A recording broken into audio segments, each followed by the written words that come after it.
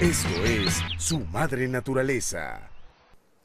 Bienvenidos y bienvenidas nuevamente a Su Madre Naturaleza, el espacio ambiental de la televisión pública.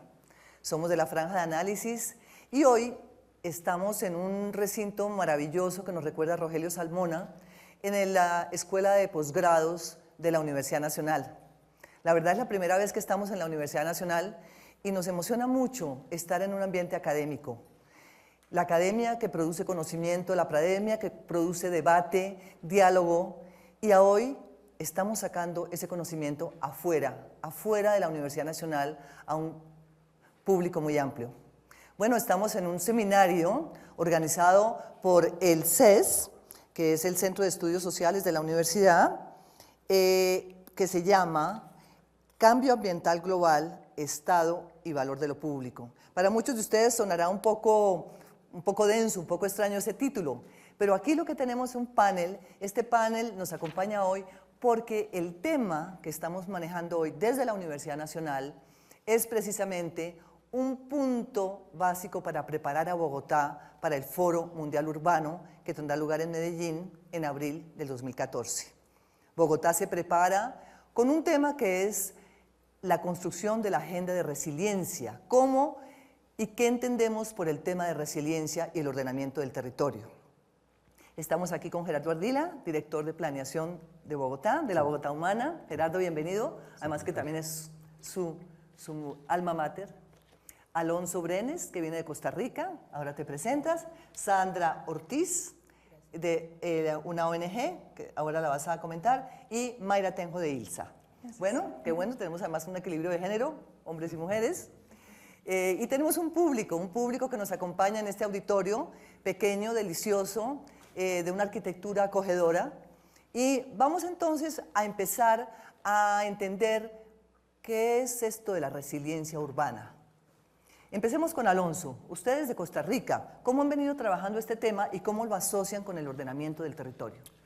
Bueno, gracias por la invitación. Primero, yo soy investigador de la Facultad Latinoamericana de Ciencias Sociales. Ahí tenemos un programa de estudios sociales en desastres y trabajamos en Costa Rica, pero además trabajamos en el resto de América Latina. Y el tema de la resiliencia es un concepto que se toma prestado de ciencias, de la ingeniería, y que se ha venido adaptando al tema de las ciencias sociales, del tema de los desastres, del tema del ordenamiento territorial. Básicamente la resiliencia es que usted agarra un metal y lo somete a una fuerza y el metal tiene una capacidad de volver a su estado original. Y más o menos esa es como la forma en la que se entiende, libros más, libros menos, el tema de resiliencia actualmente. Gerardo, perdóneme, pero no solamente viene de la ingeniería, también viene de otras disciplinas, de la psiquiatría, de la sociología y ahora también del urbanismo.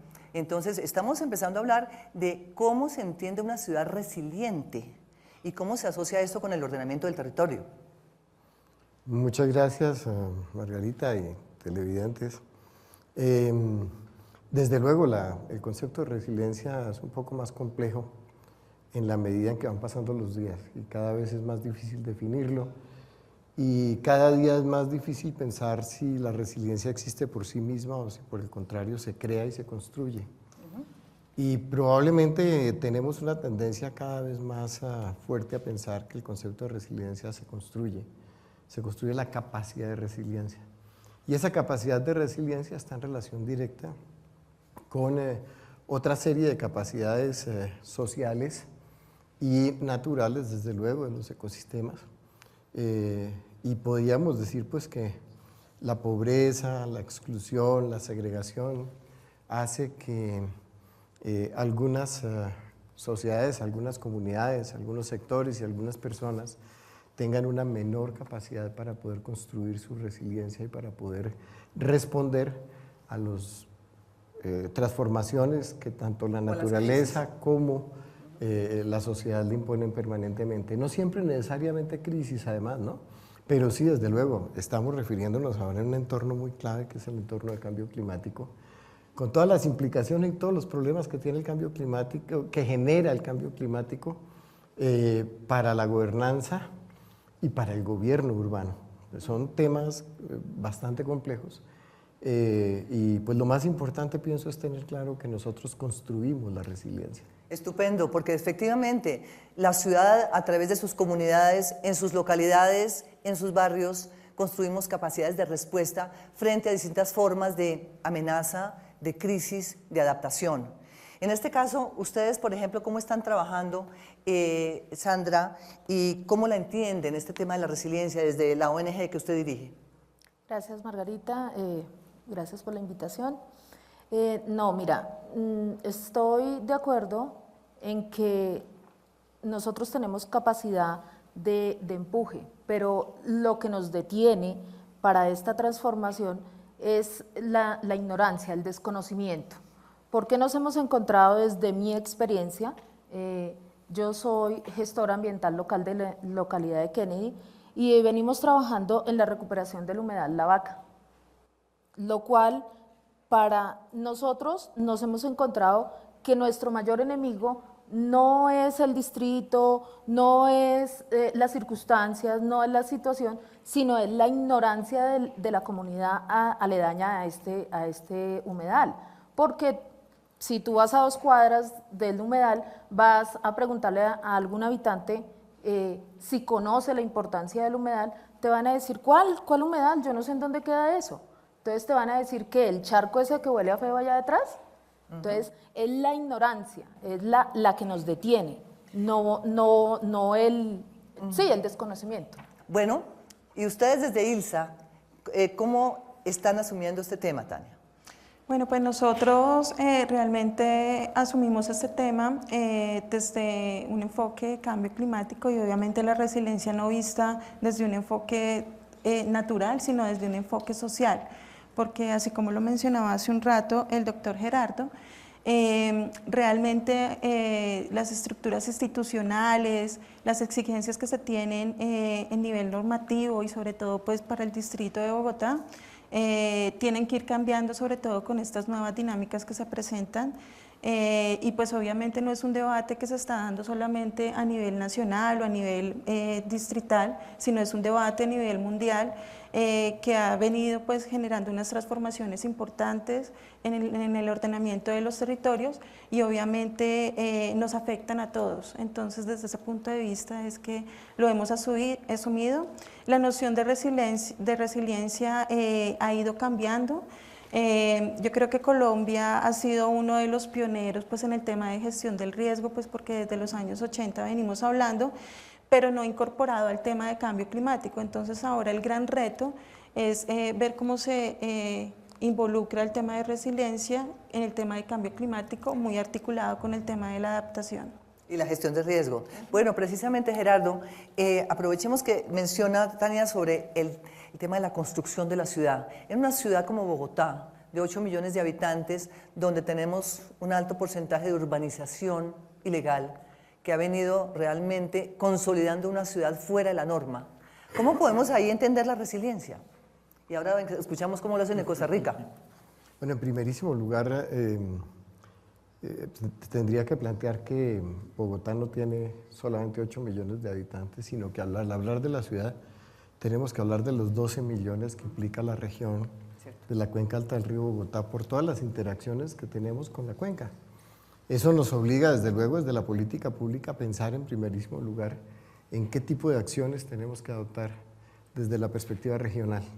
Hace apenas una semana firmamos la RAPE, un acuerdo regional importantísimo, cuyos ejes fundamentales son el agua, en todo lo que implica el agua, el manejo del agua y la posibilidad de mantener y de poder responder a las transformaciones que podríamos tener en una zona tan seca con los impactos que nos traería el cambio climático. En segundo lugar, la ciudad, si bien es cierto que tiene una gran parte de ciudad construida de manera informal, tal vez el problema no es menor en la ciudad formal, en la medida en que los constructores no tuvieron en cuenta y los administradores de la ciudad algunas condiciones particulares de cómo se construía la ciudad. La decisión que tomamos desafortunada hace varios años de construir la ciudad sobre el borde occidental, por ejemplo. Nos está costando muchísimo porque metimos cerca de 2 millones de personas en áreas inundables que no podemos controlar con facilidad y a quienes tenemos que darles una respuesta, desde luego concreta y específica desde todas las perspectivas del gobierno urbano para mejorar su calidad de vida, para disminuirle su condición de riesgo a la que están sometidos permanentemente. De la misma manera que ocurre con parte del borde sur y el borde oriental, con otro tipo de fenómenos que son los fenómenos de remoción en masa.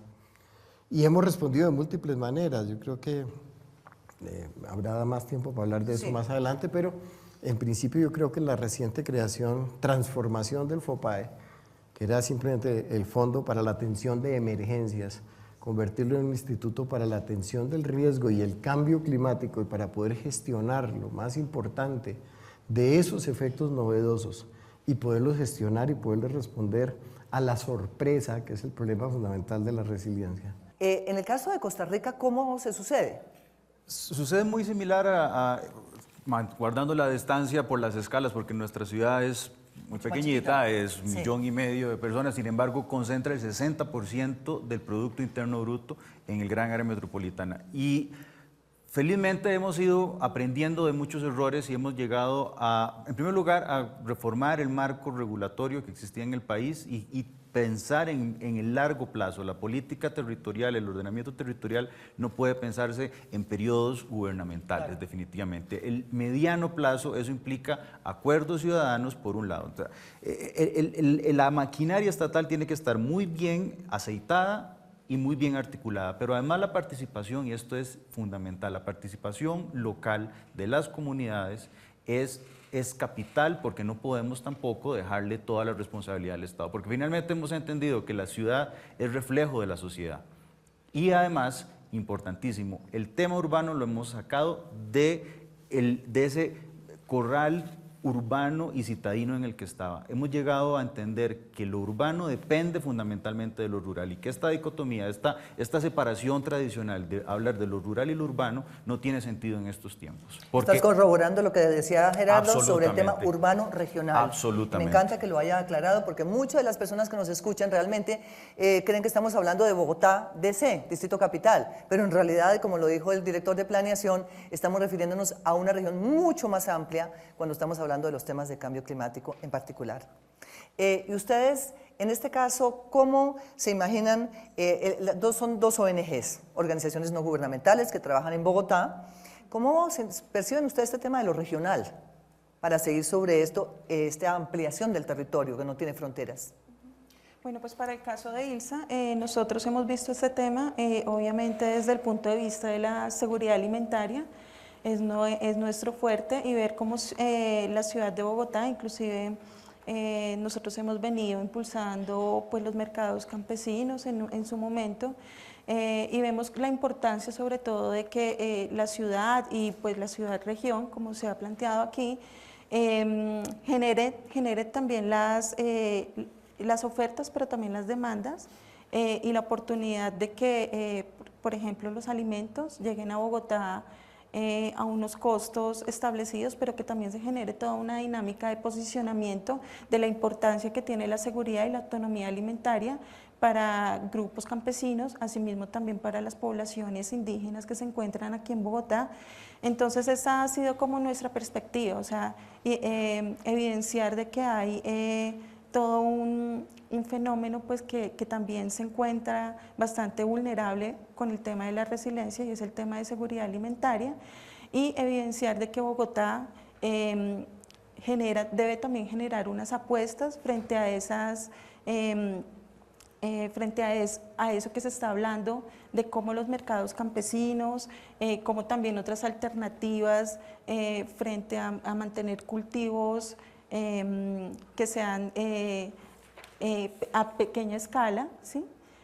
puedan generar alternativas diferentes para la ciudad. Desde lo local, volvamos a la localidad de Kennedy. Ustedes allí, en este margen de incertidumbres, ¿cómo se imaginan ahora la recuperación de otros humedales? Porque sé que allá al lado tienen otro humedal importantísimo, del cual ustedes han estado muy comprometidas, que tiene una serie de problemas jurídicos, etcétera. ¿Cómo están viendo eso desde lo local, esa acción que es para la ciudad? Bueno, nosotros básicamente ya logrando la gran batalla que ya todos conocemos, la recuperación del espejo norte del humedal La Chucolavaca, tenemos, pues para los que no tienen el conocimiento, una problemática grande con el espejo sur. De las 25 hectáreas de humedal que eran en los años 1980, el humedal de La Chucolavaca, solo quedaron recuperables 9 hectáreas. De estas quedaron divididas en 2 sectores, 7 hectáreas que es el espejo norte y 2 hectáreas que es el espejo sur, en el cual estamos luchando por recuperar, y es una batalla de nunca acabar, ¿no? Eso es algo jurídico, pero retomando el tema de cómo lo estamos afrontando nosotros, es básicamente desde la agricultura urbana, que estamos trabajando con los chicos, con las amas de casa, con los niños, con los jóvenes. Esto nos ayuda a nosotros a bajar muchas cosas dentro de la localidad y a darle una perspectiva a este sector totalmente diferente. ¿Por qué, Margarita? Porque este sector, el sector del Amparo, como bien todos lo conocen en Bogotá, estaba catalogado como zona roja. Y obviamente… Zona roja, zona de prostitución, zona de venta de drogas, delincuencia, todo eso junto. Todo. Terrible. Todo, terrible. Sí. Entonces, lo que decía el doctor, Bogotá no fue pensada porque esta zona fue invadida, entonces no fue pensada ni con colegios, ni con parques, ni con zonas de recreación. ¿Qué hacían los niños? Salir a la calle, jugando en la calle, obviamente pasaba el delincuente, entonces lléveme el arma, te atracan a ti, ponen a los niños a que carguen el arma o que carguen la droga, y ellos eran utilizados para esto. Desde nuestra perspectiva esto era algo terrible, entonces empezamos, desde ahí nació la fundación, en tratar de rescatar a la población infantil de estas garras. ¿Y qué los poníamos a hacer? No hay escuelas, no hay parques, no hay nada. Nuestro último rescate fue el humedal. Llevémoslos al humedal, trabajemos con ellos el humedal, pero ¿y qué? Ya conocen el humedal, ¿ya qué lo ponemos a hacer? Entonces, inculquémosles la agricultura urbana. Vamos a ir a una pausa, pero antes yo quisiera darle las gracias al profesor Andrea Lampis, que ha sido el coordinador de este foro y que nos ha convocado aquí en esta alma mater de la Universidad Nacional. Y cuando volvamos de esta pausa, vamos a hablar del tema de energías para seguir con este panel. Ya volvemos. Ya regresamos con Su Madre Naturaleza.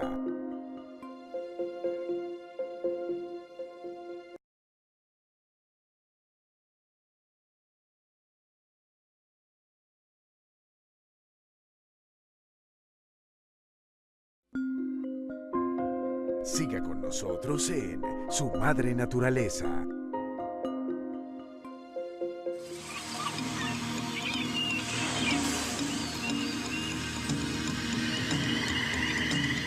Aquí desde Su Madre Naturaleza, del Canal Capital, desde la Universidad Nacional de Colombia, en Bogotá, estamos tratando de construir conceptualmente y de entender por qué construir resiliencia. ¿Cómo desde la Bogotá humana se está abordando este tema de las energías como una forma de resiliencia? Gracias. Yo quisiera primero ir un poquito más atrás, porque naturalmente el tema de energías o el tema del agua no puede verse de una manera sectorial. Uno de los problemas más graves que hemos tenido nosotros en el gobierno es el de tratar de construir una visión transversal que rompa la sectorialidad. Y pues dentro de esta perspectiva nos hemos encontrado además con sorpresas interesantísimas, ¿no? Todo el mundo habla de resiliencia en todas partes, hay un montón de acciones como para construir resiliencia, pero a la hora de la verdad tenemos muy pocas experiencias concretas y prácticas de construcción de acciones específicas para construir resiliencia. Y tal vez en Bogotá sí hemos avanzado en eso seriamente. Nosotros hicimos un plan de desarrollo el año antepasado y ahí hicimos un plan de ordenamiento territorial, que yo creo que son documentos muy importantes y que más que documentos son la guía fundamental para nuestras acciones políticas en relación con el enfrentamiento de los impactos del cambio climático. El plan de desarrollo tiene 3 componentes fundamentales.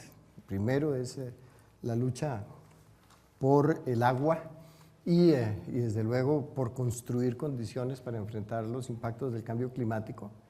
El segundo, absolutamente relacionado, es la lucha contra la segregación. Lo uno está unido perfectamente a lo otro. Y el tercer elemento es el que nos articula todo, es el fortalecimiento y el desarrollo de lo público como parte fundamental de la política.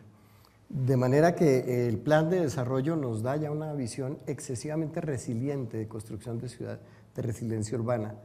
Pero el plan de ordenamiento territorial va más allá, naturalmente, ya toma decisiones concretas.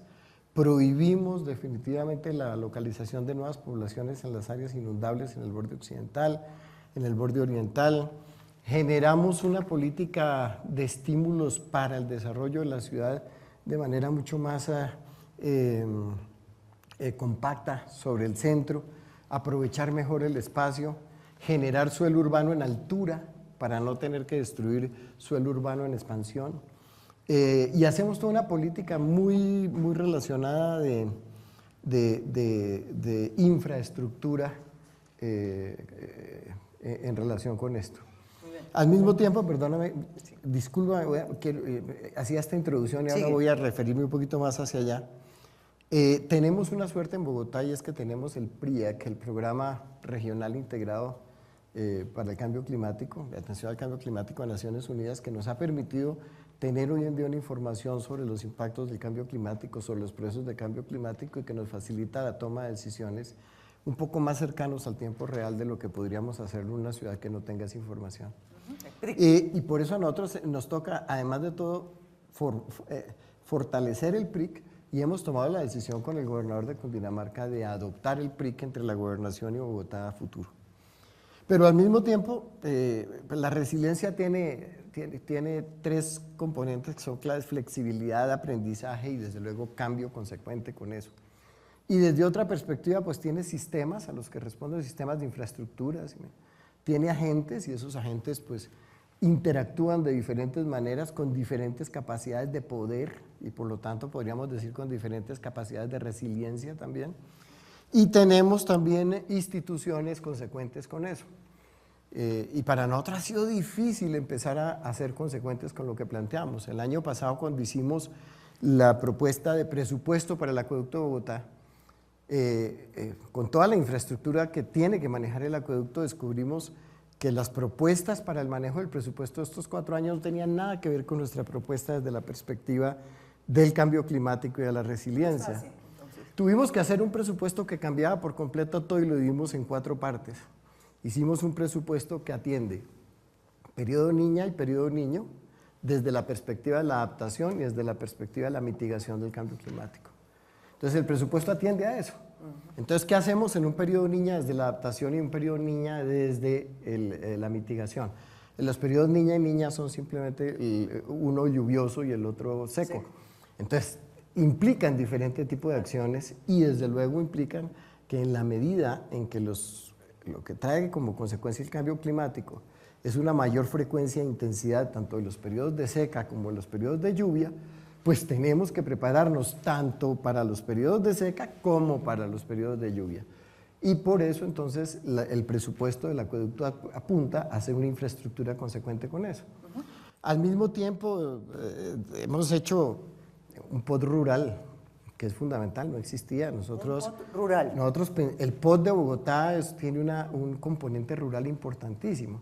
Por una razón muy simple, ha sido mencionada aquí por el colega hace un momento, y es que nosotros pretendíamos imaginar que la ciudad terminaba, de hecho lo rural para la ciudad siempre fue visto únicamente como territorio de expansión, como territorio para ser invadido, no como territorio para ser protegido y desarrollado, pero sobre todo para poder desarrollar en esas áreas también procesos comunitarios importantes y fortalecimiento de las comunidades campesinas con toda su capacidad productiva y de protección de los ecosistemas locales.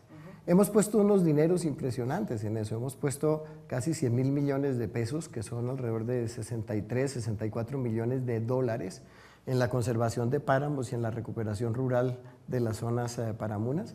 estamos comprando predios en los humedales y precisamente en Kennedy pusimos toda nuestra fuerza. Mire usted qué buena La noticia vaca, el burro y techo, ¿no? La vaca, las dos partes de la vaca, el burro, burrito y el techo, para poder hacer una verdadera, estamos comprando predios en esos, comprándole a los que invadieron Los los que lo humedales invadieron, claro, para y lo poderlos rellenaron, recuperar. además.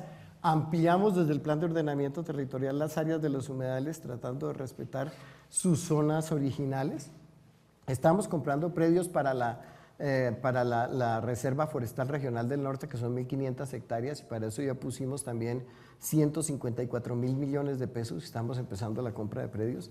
Es decir, estamos haciendo una serie de acciones realmente conectadas desde una perspectiva que nos quedan como establece. espacio de la ciudad. Desde Bueno, me luego. parece súper importante ese resumen, Gerardo, muy contundente y además oportuno. Pero me pediste que hablara de energía. Sí, pero Ahorita ya te voy a dar la ya palabra. Ya voy porque vamos a la energía. Falta Ahora ese que es muy bien importante que ustedes en Costa Rica se den cuenta de lo que estamos haciendo en Bogotá respecto a cómo atender esos umbrales, como diría el Centro de Resiliencia de Estocolmo, ese concepto de umbrales, precisamente, como lo dice Gerardo, zona norte, humedales, compra de predios para tener esos espacios, esos pulmones de la ciudad. ¿Cómo lo hacen ustedes allá en Costa Rica? Bueno, nosotros lo hacemos de diferentes formas. La matriz energética, digamos, el consumo total de energía del país en un 90% viene de fuentes limpias, viene de energía hidroeléctrica. Bravo por los costarricenses. Un problema gravísimo, tienen un lío con Boruca que no hemos podido resolver y le estamos ayudando desde hace tiempo.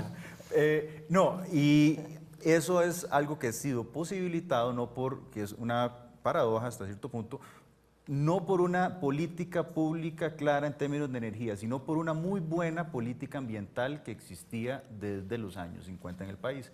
Entonces, tener cuencas sanas, ecosistemas saludables, ha permitido que en esa época se explorara y se desarrollara tanto la energía hidroeléctrica. Problemática como es ahora, las nuevas, además que se piensan en una lógica más de mercado centroamericano, de venta de energía a otros países, pero en términos de energías alternativas se están también desarrollando proyectos muy interesantes en términos de energía eólica, en términos de, además, de promocionar fuentes de instalación de paneles solares en viviendas de clase media. El tema aquí es cómo se le llega a la ciudadanía para que entiendan que aumentar la sostenibilidad de la matriz energética se traduce no solo en llegar y que el país diga que en el 2020 va a ser carbono neutral, como es la meta del país, sino que se traduce en un beneficio directo para la gente. La vida se hace más barata, el pan se hace más barato porque vamos a depender menos del petróleo, entonces cuando baja el precio del petróleo y dependemos menos del petróleo, todo se abarata. El servicio de transporte público, que es algo en lo que se tiene que invertir y que ahora que estamos en un cambio, en una transición electoral, todos los políticos, todos los candidatos lo han reconocido como una prioridad. Finalmente, por dicha, esperemos que el que llegue al gobierno lo cumpla, pero bueno, el tema del desarrollo del transporte público es también como un eje que tiene que finalmente redundar en una mayor efectividad de energía. Antes de volverle a dar la palabra a Gerardo, porque me parece muy importante el tema del transporte público y el sistema integrado de transporte público de Bogotá como parte de la apuesta energética, ¿cómo se vive desde lo local esa introducción a las energías limpias? Allí ustedes, ¿cómo cooperan al mismo tiempo que recuperan los humedales para que la gente camine, use la bicicleta, dónde parquea la bicicleta? ¿Cómo se puede mirar eso de una forma transversal, como lo comentaba Gerardo hace un momento? Bueno, desde la vista, desde lo local, nosotros como Fundación Ambiental Tegaya, que hemos tratado de trabajar con nuestra población que manejamos, que son la juventud y los niños, desde la base de que ellos tengan claro y tengan el conocimiento de la importancia de reciclar, de reutilizar. Mayra, ustedes allí desde ILSA, ¿qué hacen respecto a las energías limpias? Pues bueno, realmente nosotros trabajamos más desde un enfoque político y de participación. Nosotros consideramos, así como lo ha comentado Sandra, nosotros consideramos que la participación es vital, digamos, en todo esto, porque no es solamente creer que a las comunidades locales o a las comunidades o a los grupos que inclusive étnicos que ya tiene Bogotá, no tienen el conocimiento. O sea, hay unos conocimientos tradicionales que de pronto no se reconocen lo suficientemente dentro de la política, que también pueden ser importantes. Y pues para nosotros consideramos que la política pública lo que debe hacer es apropiar ese tipo de conocimientos, pero también ponerlo en práctica. Entonces, desde ese punto de vista es que nosotros consideramos que debe haber un fortalecimiento de la participación local y comunitaria. Obviamente, nuestro enfoque más ha sido orientado pues con grupos campesinos, también con grupos étnicos como comunidades afrodescendientes y con pueblos indígenas, y pues obviamente el tema de participación es fundamental. Inclusive, no sé si me salga un poco del contexto de lo que ha puesto Margarita, o más bien de la metodología, pues yo quisiera hacerle una pregunta al doctor Gerardo, y es, existe pues un COMPES de cambio climático en el cual aparece la resiliencia y pues todo el tema de adaptación, y este COMPES, que es a nivel nacional, establece pues un consejo que es la COMAC, en la cual intervienen pues gran parte de los ministerios, y está presidido pues por DNP, porque para sorpresa de nosotros pues el tema de cambio climático fue asumido por Colombia como un tema económico. Entonces, porque uno pensaría que está dentro del Ministerio de Ambiente y Desarrollo Sostenible. Entonces, quisiera preguntarles si ustedes se han articulado, o sea, el distrito frente a este Sistema Nacional de Cambio Climático, con todas estas iniciativas que usted ha mencionado, y cómo, digamos, se han ido vinculando, pues además que es también bastante nuevo, se dio en el 2011. Bueno, esa es una pregunta, o sea, con múltiples respuestas. Vamos a ir a una pausa, ya volvemos para que Gerardo y los otros puedan responder a esto, porque vamos a tener también preguntas del público. Así que vamos a la pausa, ya volvemos, pero volvemos al tema de que el tema de lo internacional, el tema de lo nacional lo está manejando Bogotá precisamente para prepararse al Foro Mundial Urbano en Medellín, a la Conferencia de las Partes en Lima, que va a ser la primera vez que será en América Latina la gran discusión de las negociaciones de cambio climático, y donde por supuesto deberán estar presentes las ciudades, todas las ciudades de Colombia. Ya volvemos con Su Madre Naturaleza. Ya regresamos con Su Madre Naturaleza.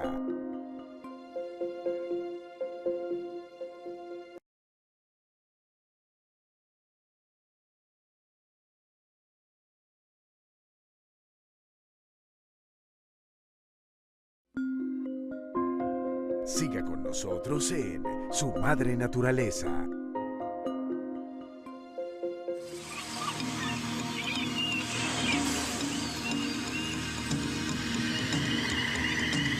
Bueno, aquí desde Su Madre Naturaleza nos falta tiempo, desafortunadamente, porque tenemos temas gruesos que tratar, pero el tema de la energía es un tema central.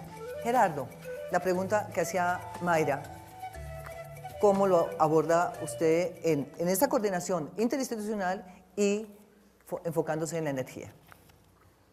Bueno, el tema de las relaciones de los municipios en Colombia, específicamente con la nación, es un tema muy complejo también y muy difícil de responder tan rápido. En el tema específico de la pregunta de Mayra, desde luego que nosotros tenemos que articularnos a la norma y tenemos que cumplir con la ley. Desafortunadamente, gran parte de la ley fue hecha para cumplir con objetivos y con visiones que no compartimos, y eso se nos vuelve un problema verdaderamente serio y complicado. Habermas, ya que estamos en un ambiente académico, decía que cuando se hace todo el cambio después de la Segunda Guerra Mundial hacia la construcción de un periodo de posguerra y post-nazi, lo más grave que queda es que toda la normatividad y toda la conciencia de los abogados, de los jueces y de quienes toman decisiones siguió siendo nazi por muchísimos años. Y él dedica gran parte de su trabajo a transformar eso. Nosotros tenemos que enfrentar eso permanentemente aquí. Nosotros tenemos una normatividad que está construida para un Estado con unas condiciones distintas a las que nosotros soñamos. Y desde la perspectiva de la ciudad de Bogotá tenemos que enfrentar permanentemente la dificultad frente a una normatividad que nos limita o que en algunos momentos nos imposibilita. Y tenemos desde luego que jugar muy difícil haciendo la transformación de esas normas, primero pues por los mecanismos más amigables posibles, pero también en últimas buscándole la posibilidad de enfrentarlas. Ustedes saben que nosotros tomamos la decisión de que no más minería en Bogotá. Sí, bravo. Y el gobierno nacional nos ha prohibido prohibir. Y tenemos que enfrentar esa prohibición de prohibirnos prohibir de alguna manera y nos mantenemos firmes porque creemos que tenemos la razón. Ese tipo de decisiones y ese tipo de relaciones nos dificultan enormemente el avance en términos de tener una visión única y coherente, porque realmente lo que está aquí en conflicto son dos visiones completamente distintas de cómo debe ser la vida y de cómo deben ser las relaciones entre los seres humanos y entre los seres humanos y la naturaleza. Gracias, Gerardo, y me parece contundente su respuesta, y es verdad que hay un desajuste institucional entre lo público nacional y la Alcaldía de Bogotá, y esto es de una herencia de vieja data. Vamos a ir con las preguntas del público de una vez. Tenemos, el señor se presenta, por favor. Sí, Hernán Rodríguez, ingeniero agrónomo, que estuve 40 y pico de años en el campo, y estoy muy interesado en hacer dos preguntas. ¿Qué políticas tiene Bogotá sobre los mercados campesinos, que en Villavicencio tienen un buen desarrollo? Y en cuanto a las zonas verdes y los parques de Bogotá, ¿qué políticas tienen? Gracias. Bueno, creo que esto es una pregunta muy institucional. Creo que Gerardo, y después tú puedes... La puedo responder muy rápidamente a las dos, pero voy a responder al revés. Primero la de los parques. De nuevo, la integralidad de las decisiones. El plan de ordenamiento territorial, cuando genera y da unas posibilidades de edificar más alto, pone unas condiciones y generamos unas fórmulas teóricas que lo que hacen fundamentalmente es obligar a que en la medida en que usted sube en altura y tiene esa posibilidad de crear suelo en altura, nos libere espacio público abajo. Entonces construimos espacio público en la medida en que permitimos altura. Pero por otra parte también tenemos que hacer otro tipo de acciones en lugares como por ejemplo Patio Bonito, que menciona y que conoce muy bien Sandra, donde desde luego tenemos la mayor densidad del mundo.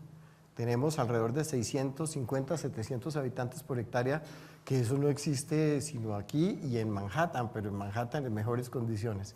De manera que tenemos que generarles espacio público y tenemos que generarle unas condiciones de vida que hoy no tienen. ¿Eso cómo lo hacemos y de qué manera y con qué se paga eso? ¿De dónde sacamos los recursos para poderlo hacer? Eso forma parte de esa integralidad de las respuestas.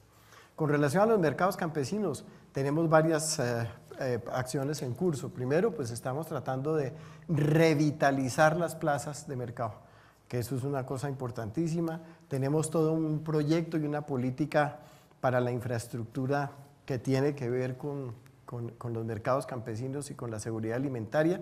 Y la RAPE que firmamos hace unas semanas con el gobernador del Meta, con el gobernador de Cundinamarca, Tolima y Boyacá.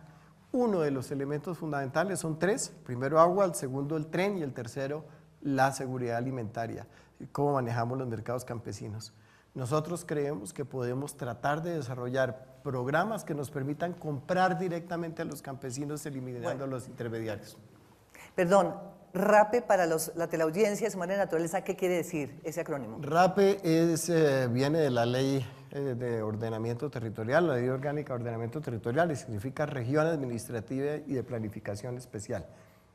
Muchas gracias. Respecto a esos mercados campesinos, para acabar de responderle al señor, rápidamente. Sí, bueno, realmente los mercados campesinos surgen como una respuesta a eliminar tanta intermediación, sobre todo porque el que siembra se queda, pues realmente es el que más trabajo pues tiene sobre esto, pero era el que menos, digamos, podía generar, podía recibir los recursos. Entonces, la idea de los mercados campesinos era en este sentido.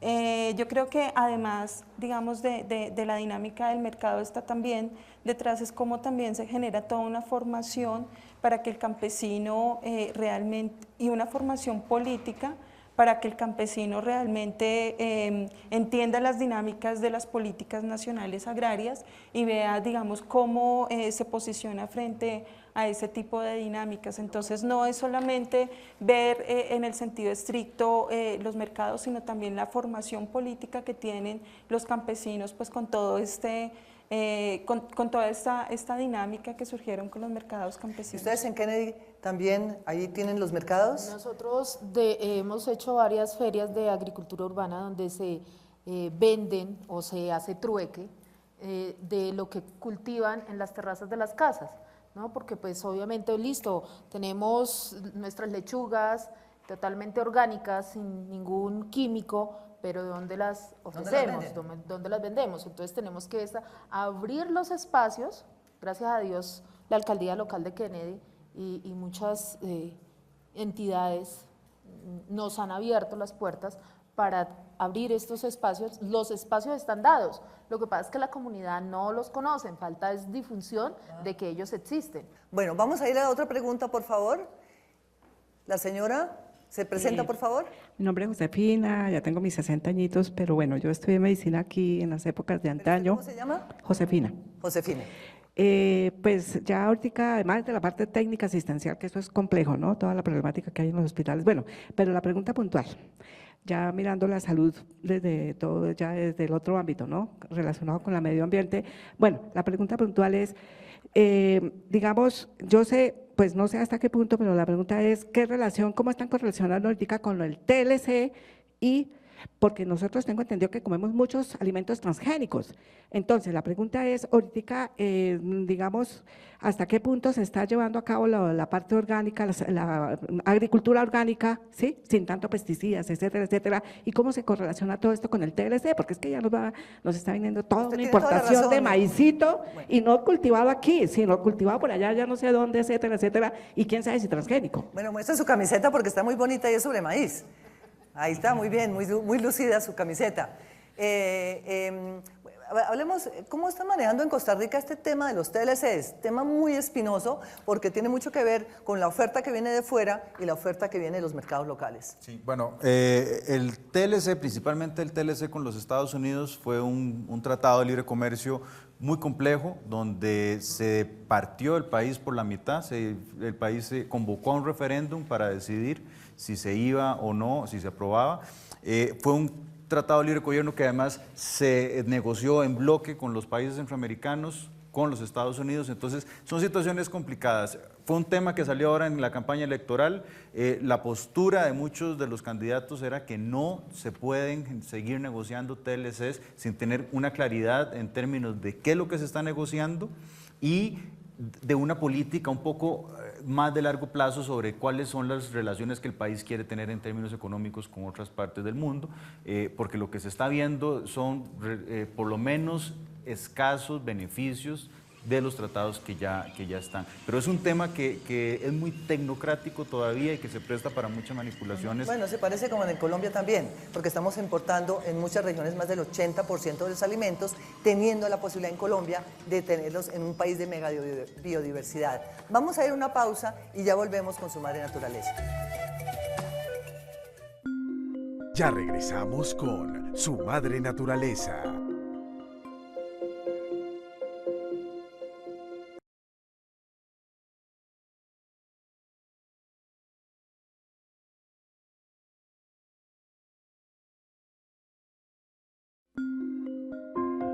Siga con nosotros en Su Madre Naturaleza.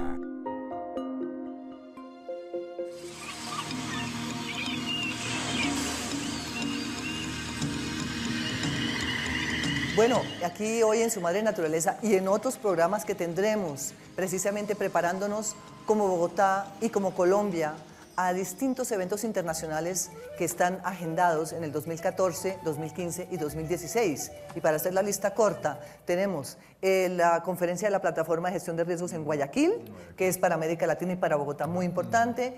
Está Río Más 20, Bogotá será sede del seguimiento de Río Más 20 en junio. Después viene en diciembre la conferencia de las partes en Lima, que es todo lo que tiene que ver con el protocolo de Kioto y qué va a pasar después de esto. Viene en 2015 todo lo del post-2015, con además la revisión del marco de Hyogo en Sendai, en Japón, y después vendrá Hábitat 3. Como ustedes pueden ver, lo que tenemos aquí ahorita es que amarrarnos y articularnos y ser muy coherentes y consistentes desde Colombia, desde las ciudades, para poder tener posiciones de país ante estas ante estos eventos mundiales.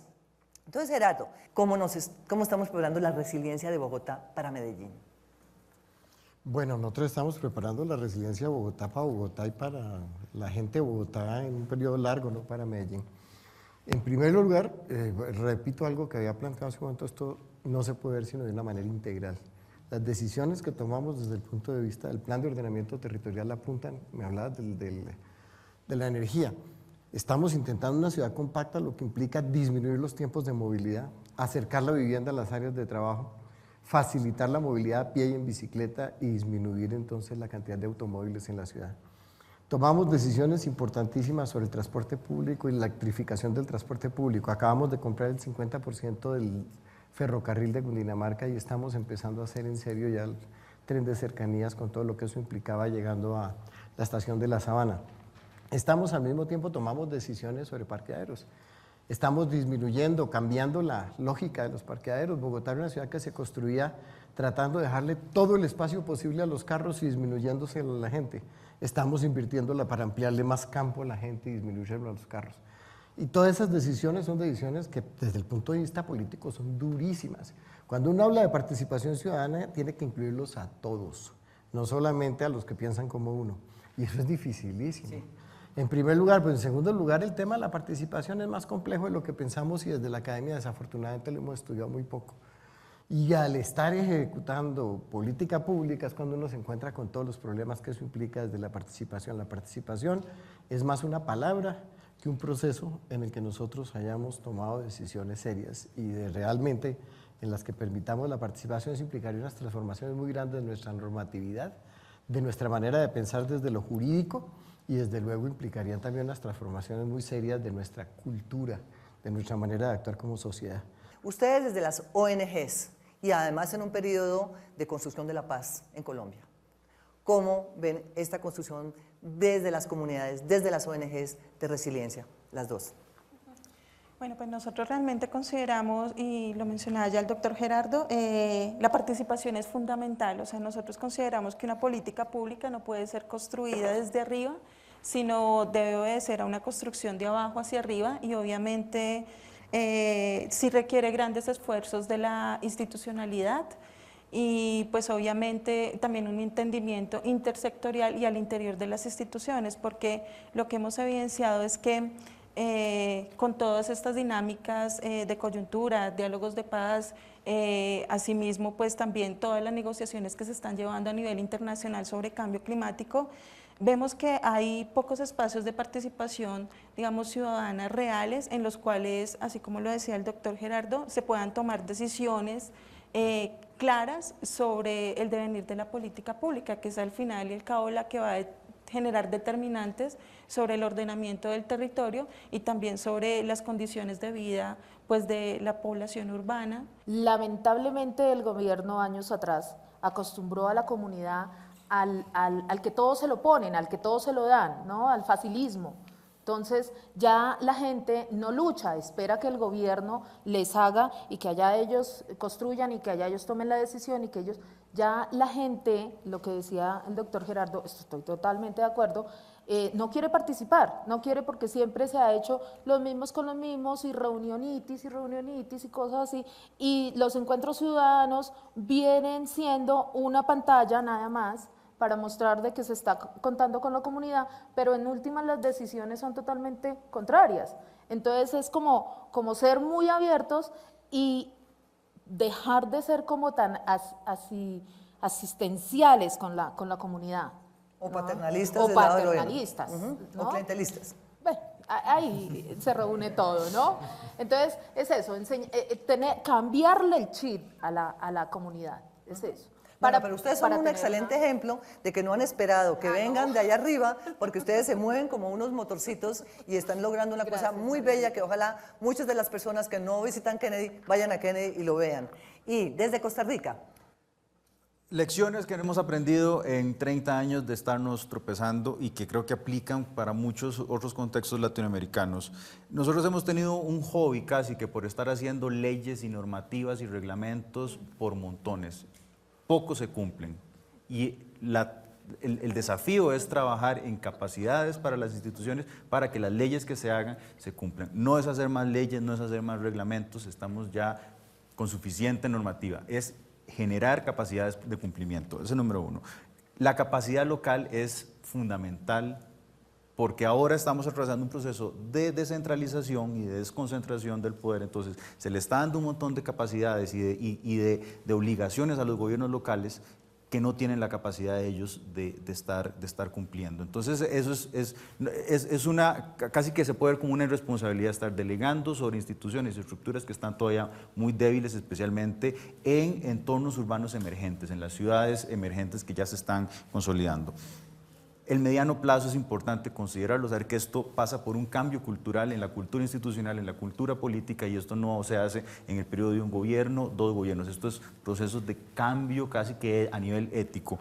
El fortalecimiento de la participación en términos democráticos, esto es un proceso democrático y si no se trabaja desde el proceso democrático, desde los mecanismos y espacios democráticos que existen, la cosa no camina. Y finalmente, para que esto suceda, hay que hablar de una forma más llana con el gran público, con la comunidad, con el sector privado, porque de otra forma, si no hay beneficios medibles y constatables en términos rápidos, ahí sí, porque no se pueden esperar 20 años para ver el resultado, ahí sí tenemos que afinar, y es un problema nuestro los académicos. Bueno, desde su madre naturaleza, este es un diálogo desde la academia para afuera, para la ciudad, para el país. Como todos los viernes, a las 9 de la noche, a la medianoche, los sábados a las 12 del día, estamos con ustedes llevándoles estas voces, muchas veces voces que no tienen esta posibilidad de contarle al país lo que hacen desde lo local. Bueno, hasta pronto y nos seguimos en este debate con todos ustedes. Hasta luego.